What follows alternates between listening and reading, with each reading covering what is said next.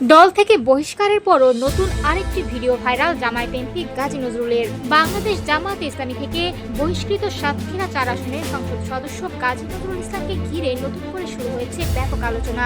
সামাজিক যোগাযোগ মাধ্যমে ছড়িয়ে পড়েছে একটি নতুন ভিডিও, যেখানে তাকে এক নারীর সঙ্গে একটি হোটেলে প্রবেশ করতে দেখা যায়। বৃহস্পতিবার ভাইরাল হওয়া ভিডিওতে দেখা যায় গাজী নজরুল ইসলাম ওই নারীকে সঙ্গে নিয়ে হোটেলে প্রবেশ করছেন। রিসেপশনে দায়িত্বরত ব্যক্তির সঙ্গে কর্মোদ্যানের পর তারা ভেতরে চলে যান। ভিডিওর আরেকটি অংশে দেখা যায় হোটেলের লবিতে ওই নারীর সঙ্গে তাকে ঘনিষ্ঠ আচরণ করতে। তবে ভিডিওতে থাকা নারী তার দাবি করা দ্বিতীয় স্ত্রী মরিয়ম আক্তার কিনা সেটি এখনো স্বাধীনভাবে নিশ্চিত হওয়া যায়নি। এই বিষয়ে সংশ্লিষ্ট কোনো পক্ষের আনুষ্ঠানিক বক্তব্য এখন পর্যন্ত পাওয়া যায়নি। এর আগেও গত 20 জুলাই রাতে একটি ভিডিও ভাইরাল হয়েছিল, সেখানে গাজী নজরুল ইসলামকে একটি নারীর সঙ্গে অন্তরঙ্গ অবস্থায় দেখা গেছে বলে দাবি করা হয়। সেই ঘটনার পর লিখিত বিবৃতিতে তিনি জানান, ভিডিওতে থাকা নারী তার দ্বিতীয় স্ত্রী মরিয়ম আক্তার। তিনি আরো দাবি করেন 13 জুলাই তিনি তার প্রথম স্ত্রী, দ্বিতীয় স্ত্রী এবং গাড়ি চালককে নিয়ে দ্বিতীয় স্ত্রীর বাবার মগবাজারের কার্যালয়ে গিয়েছিলেন এবং সেখানে কিছু সময় অবস্থান করেন। এরপর অভিযোগের পরিপ্রেক্ষিতে সাংগঠনিক তদন্ত চালায় বাংলাদেশ জামায়াত ইসলামী। তদন্তে নৈতিক স্থলনের অভিযোগ প্রমাণিত হয়েছে বলে জানিয়ে